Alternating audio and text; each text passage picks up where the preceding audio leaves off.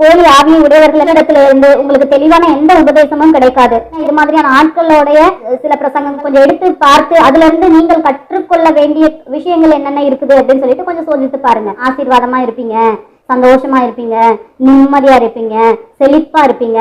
So இதுல எல்லாம் கற்றுக்கொள்வதற்கு ஒண்ணுமே இல்லை. ஒரு சிலருடைய போதகத்தை நீங்க பார்த்தீங்கன்னு சொன்னா எந்த காலமும் ஆசீர்வாதமும் கண்ணீர் துடைப்பார், இஷ்டம் இல்ல.